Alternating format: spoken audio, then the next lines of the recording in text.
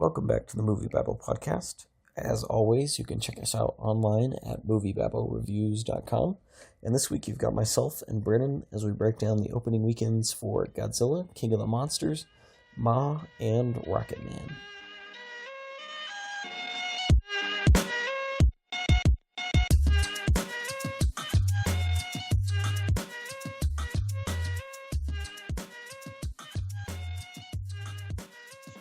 Breaking down this week's top five, we've got Godzilla, King of the Monsters, opening up to 49.025 million domestic, followed by Aladdin in its second week at 42.335 million domestic. Then Rocketman opens up at the number 3 spot with 25 million domestic, followed by Ma at 18.26 million domestic, and John Wick Chapter 3 rounds out the top 5 at just a little over 11.1 million domestic. And so it's a pretty big week. We had 3 fairly recognizable, fairly big movies opening up. Godzilla opened up at number 1, which I don't think was too big of a surprise. Not many people really expected Rocketman or Ma to outperform Godzilla. It actually came a lot closer to Aladdin than I thought it would have, but it still opened up at number 1. I know there's been kind of mixed reactions to how well it's performing. A lot of people have said 49 million's a little underwhelming for something that's not a superhero movie. That's still pretty impressive. When we actually get into talking about the movie, I don't have a lot of nice things to say, so I'll let you go first. Well, I think that the $49 million is definitely not what they were looking for at all. This opening weekend, I think that it's a number that they're definitely not going to be happy with. I mean, you go back to 2014, the first installment in this MonsterVerse, which now has 3 films, if you include Kong Skull Island, or including Kong Skull Island. If you go back to the first Godzilla in 2014, that movie made $93 million its opening weekend. Now, I know this is a pretty competitive box office, and it was a pretty crowded weekend for the most part, but I think 49 million is a little bit under what they needed and what they wanted. I think they were definitely hoping, a lot of projections had this film at the very lowest 50, so 49's right there, but I think this is a film that many people would have probably expected to be a $55 to $65 million gross opening weekend, but I don't think it's too much of an issue. This film's already made its budget back in its first weekend. It made 180 million worldwide this weekend. So with 180 million worldwide, they just passed their production budget, which was 170 million after some tax rebates back to them. So they're looking okay, but on a domestic front, I think that there's some cause for concern. But worldwide, I think this film should be okay.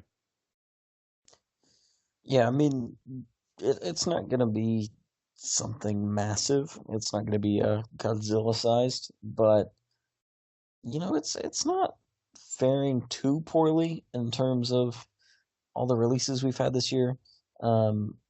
Especially if you look at some of the smaller films like Detective Pikachu or going back to Shazam, it's still pretty sizable compared to them.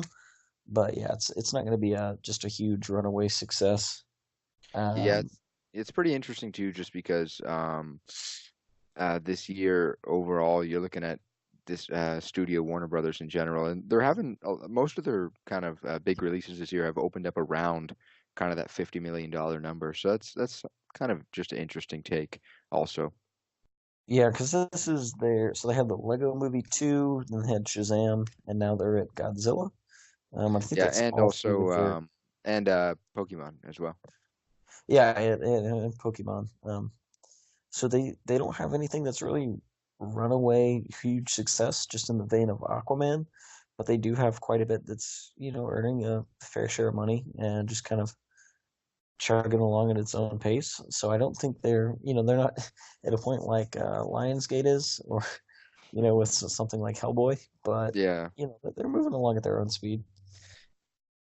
Yeah, for sure. I think probably the big thing about the 2014 Godzilla was kind of just the hype of it kind of being something new, kind of a promised reinvention of the past, kind of righting the wrongs to the 1998 Godzilla. I think that was kind of the hype that drove the 2014 film. I think a lot of that hype's gone by now for sure, but this is still making decent money here domestically, pretty good overseas. So we'll see how it fares in the weeks to come.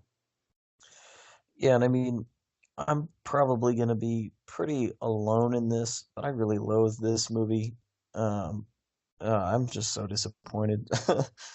And I know, like, I don't know, I just feel like it promised a lot on doubling down on the Godzilla action, because after the 2014 one, Godzilla doesn't appear until about the hour mark. And that was a big complaint, was how you spent too much time with Bryan Cranston. And granted, that was right on the tail end of Breaking Bad, so he had a lot of hype going into just him as a person at that point. Hmm. And then Aaron Taylor Johnson and Elizabeth Olsen right before they broke into Marvel. And so there were a lot of complaints that, this is focusing too much on the human element. And with King of the Monsters, they were really pitching it on, well, like this is a monster movie. And I just don't feel like it delivered on that. I think it spent a lot of time just going over the human stuff. It was really poorly written. And there's probably like 7 or 8 main characters. And it's just kind of a choppy mess.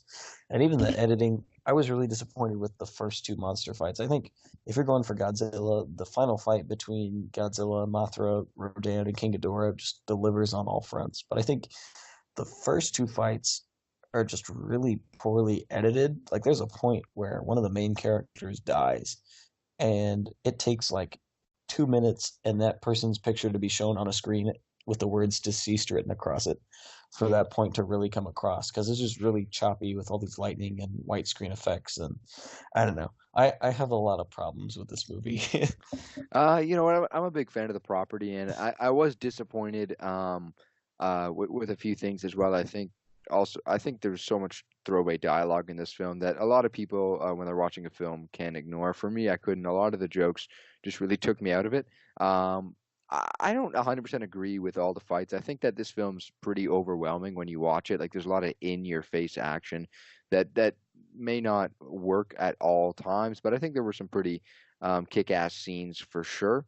I would watch it again definitely just because I am a fan of the property and just because I enjoy watching those fights. But maybe I'd watch it in the form of scene selection because the character, the human aspects, as you said, they're just so many scenes are just really throwaway and they're not well done at all. And I think they while this film definitely gave you a lot more in terms of action and in terms of Godzilla than the last installment, I think um, it really lost a lot of the tone that made the 2014 one good, in my opinion. I think the tone in that film was really good, and I think that they in the 2014 film they kept pretty good intensity throughout and decent enough build up. I think this film really threw away a lot of that tone and kind of added in a lot of the cheesiness of a summer blockbuster, which can work, but I think at times it didn't. I didn't dislike it as much as you. I did enjoy the film for what it was, but I'm a little bit disappointed. But I was fairly entertained, but a little bit disappointed for sure. Yeah, and I think I'm kind of the extreme in this scenario, and I think part of that just stems from, I haven't just been a huge Godzilla fan. I watched some of the old VHSs when I was a kid, but it was never really my thing. And so I think I do carry some of that into it. But yeah, I have a lot of problems with this movie as itself.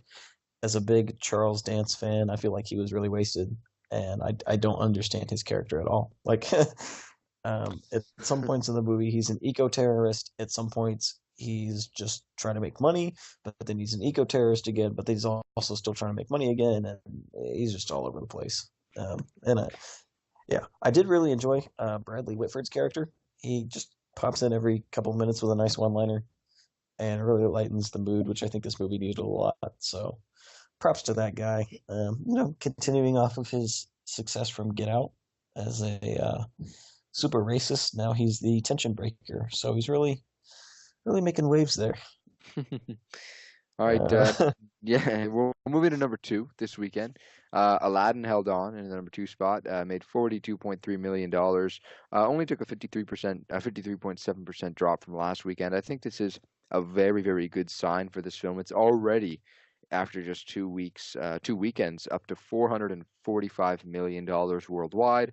So I think that Disney is quite happy. There's another big hit on their hands. I was guessing 500 to 600. I think this film is easily gonna surpass probably $600 million by the end of its run. Yeah, it's nobody really knew where to put this movie, performance-wise before it came out, and it was something that nobody really would have been surprised if it flopped. Nobody really would have been surprised if it was a huge success, and it's performing pretty well.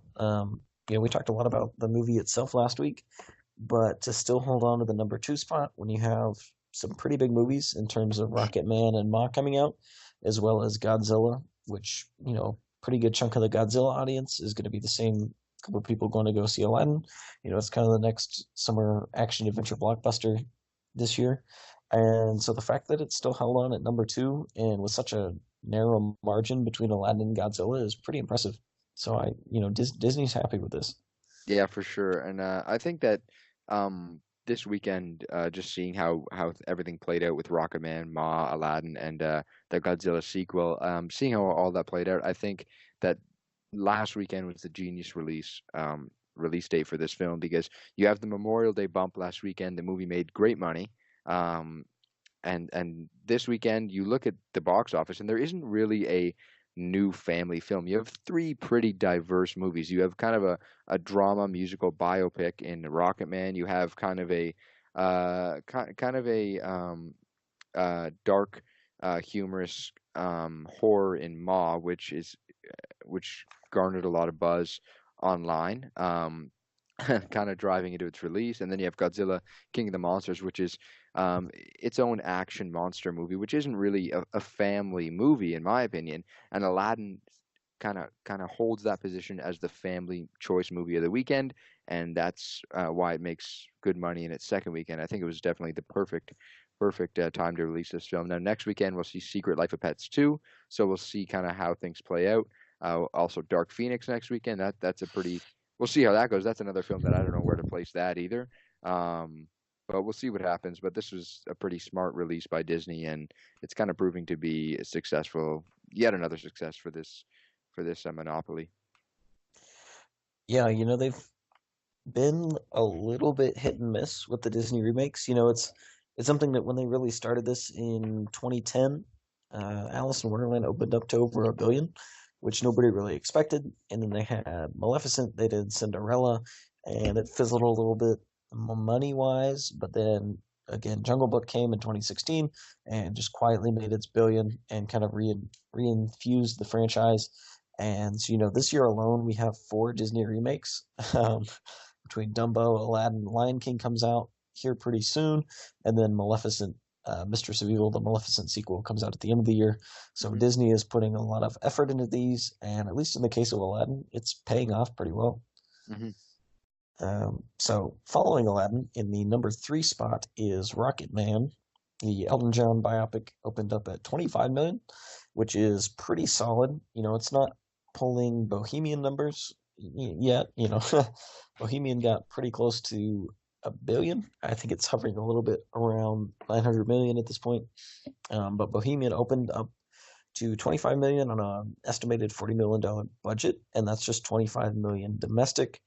I don't really know how grand the legs of this movie will be in the foreign markets overall, outside of England. England isn't just a massive box office.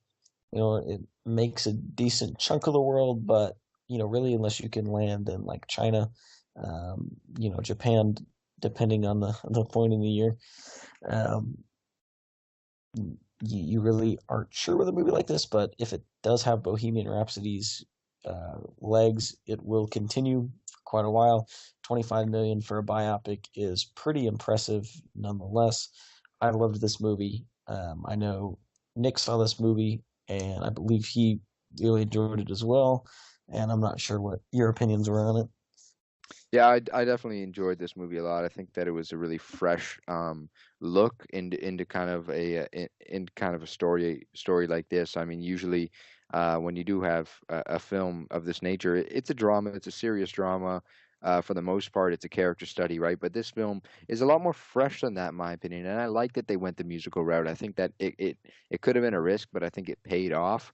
But kind of speaking in terms of dollar signs, I think that this film did well. $25 million in your first weekend for, we have to know this, it's an R-rated movie. So that's big. It was never going to be, I think, Bohemian Rhapsody in terms of opening weekend and overall gross, just because of that R rating. So I think that changes things a little bit, but I think that the film's definitely going to be doing good numbers overall. And yeah, as you said, Asia is going to be huge because Bohemian Rhapsody was able to surpass $100 million in Japan. And it was able to make just a little under $75 million in South Korea. So the Asian markets could be quite big for Rocketman. They could be quite important for this film to do well. But I think on a budget of $40 million, this is going to be a hit for sure. Yeah, I agree. $25 million is impressive for a movie that's, this small in terms of kind of its mass appeal. When you think of large openings in the summer, you don't really think of biopics. You think of superheroes and dinosaurs and, monsters and that kind of stuff. For sure. So for for Rocketman to open at 25 million is still pretty impressive, especially in so crowded a week. And with it being a rated R movie, I again loved this movie. I thought they really got into kind of the nitty gritty of Elton John's defects going through his career, which I feel like they didn't really hit as well in Bohemian Rhapsody. And I, again, kind of like what you said, really enjoy the way they framed the movie around the music. So you kind of got to look at his life through each stage where he was writing each song. And yeah, they cover all his hits, but they also get into some deep stuff, which I really enjoyed. I thought it was a great movie in general and a great tribute to Elton John himself. Oh, for sure. And I think we got to also point out a great performance from the lead there, Taron Egerton. He's terrific in this film, and this is a performance that we definitely have to look out for as the year goes on. Yeah, and it's a little early to try and speculate Oscar-wise, but I will not at all be surprised if he gets some pretty big recognition for that, Yeah, I because think he he'll just did definitely. a phenomenal job. Yeah, he'll And definitely be in the conversation. I think, especially looking at a lot of the buzz Bohemian Rhapsody created last year with Rami Malek, well, they didn't necessarily take the attention to detail with the concerts and everything as Bohemian Rhapsody was really noted for. I think Edgerton just really brought Elton to life, as well as Elton John could.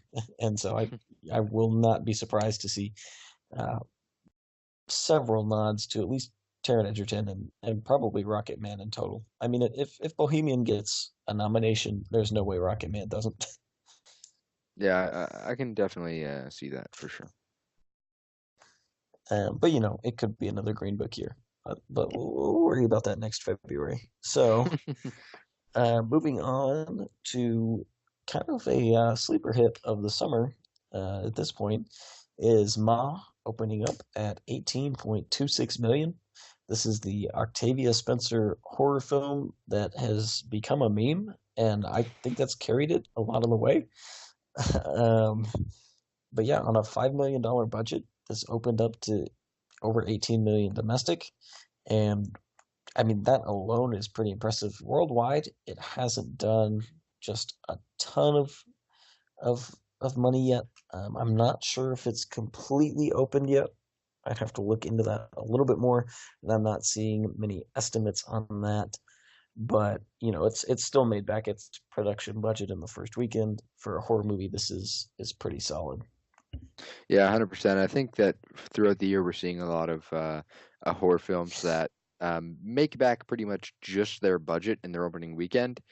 They pretty much their opening weekend total is pretty much what their budget is. This film was able to triple pretty much their production budget in its opening weekend. So I think they're definitely happy. I think that this is a film that I don't know what kind of legs this movie's gonna have, but it definitely was helped out by a lot of the memes because this is a movie that I know that's kind of one of the reasons I was excited to see it, just because of that buzz surrounding it. It looked pretty outrageous from the very first trailer I ever saw of it.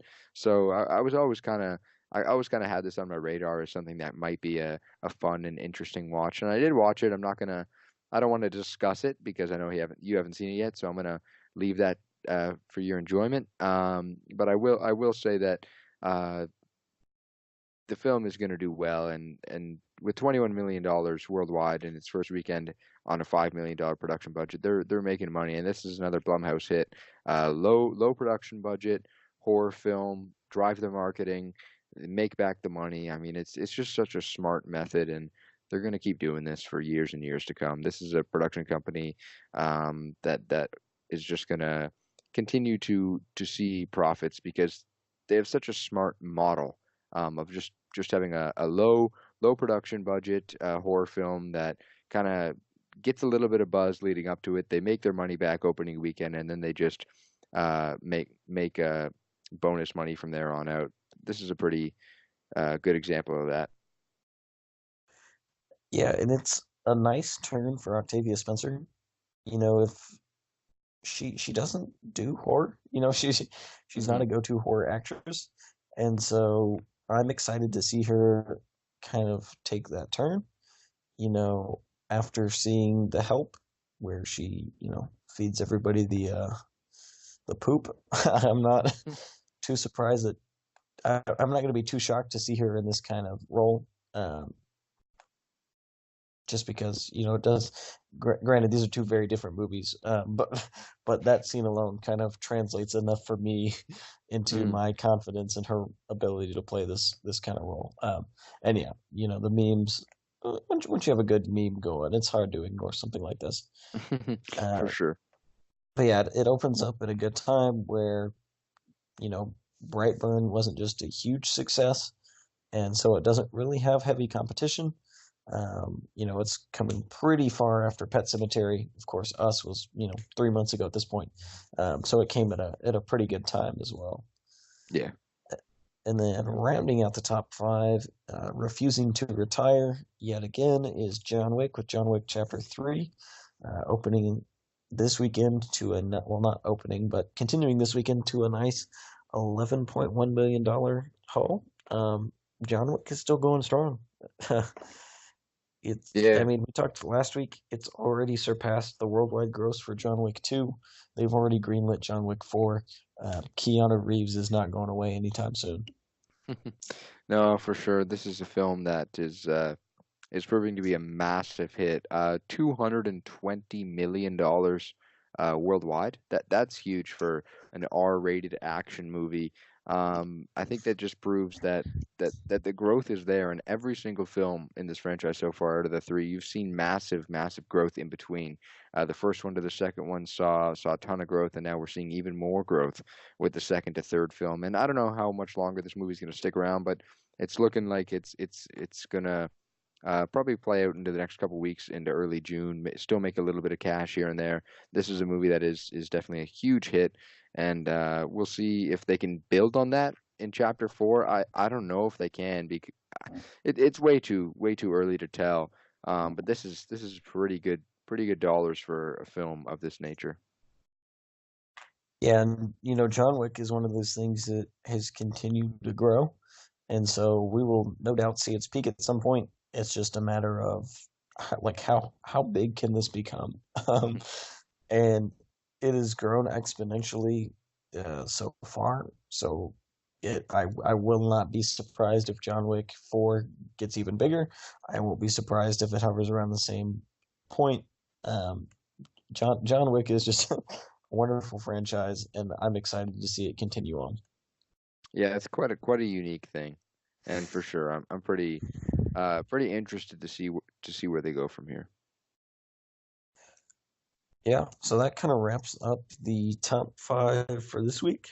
And it's a pretty competitive week. Next weekend, we'll have the final X-Men film. Well, sort of the final. Depends if New Mutants ever actually gets released or is just continually pushed back, which at this point it's been pushed back over 2 years, I think almost 3 years.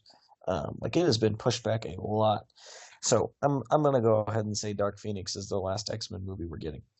So it'll be interesting to watch. This is another one where people don't really know what box to put it in.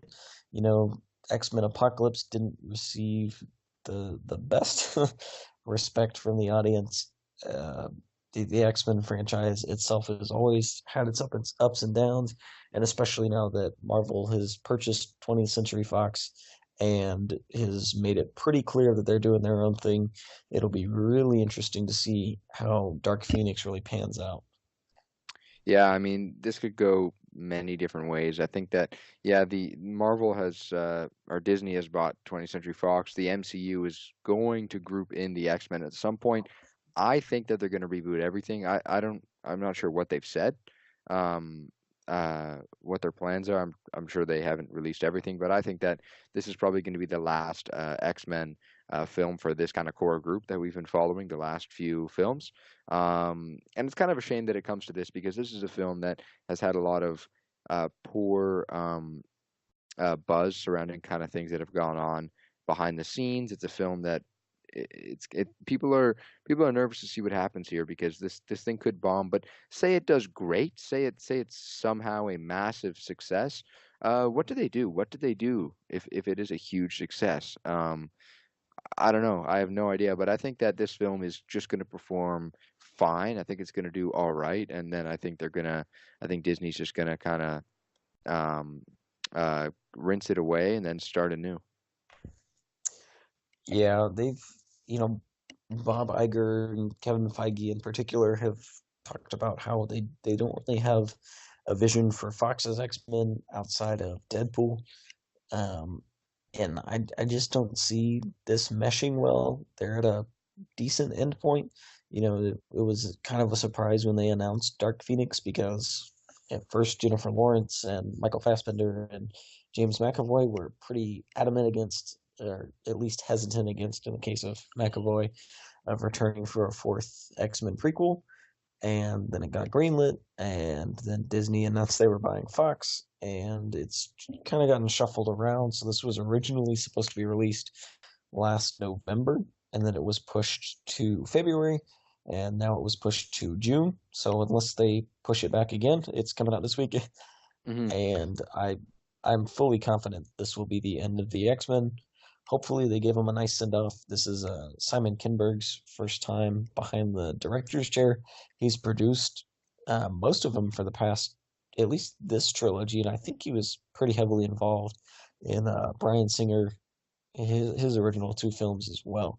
And so, I have high hopes for it. I don't really know if it'll turn out the best because, as you said, there's been a lot of negative reaction to, you know, this film ever since it was announced, really.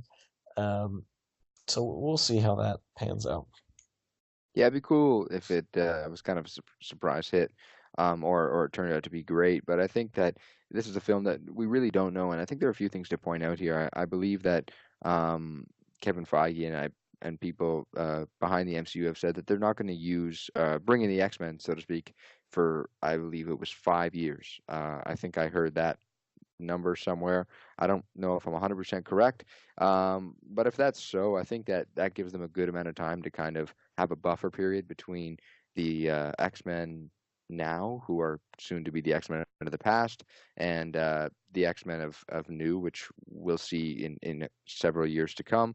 I also know that they apparently reshot the ending of this film because it was too similar to another superhero movie. I believe I heard that, and I think that um, that's interesting because I don't know if they're telling the 100% truth there. Maybe they wanted to kind of reshoot it to bring a little bit more finality to the picture. Yeah, and I think the timing of the reshoots kind of lends credit to that idea, but especially because once the Disney purchase was announced, you had a good 3 to 6 months until it was kind of finalized, and it became more of, oh, Disney's trying to buy Fox, or less of Disney's trying to buy Fox, and oh, Disney has bought Fox. And at that point was when they started really heavily shuffling a lot of Fox's assets. New Mutants got pushed back and reshot pretty much the entire movie, and then Dark Phoenix was pushed back and reshot, and then pushed back and reshot. And so, yeah, I would expect to see a lot more finality to it, as you said. Mm. At least I'd hope to see a lot more of that because it is, the X-Men franchise started in 2000.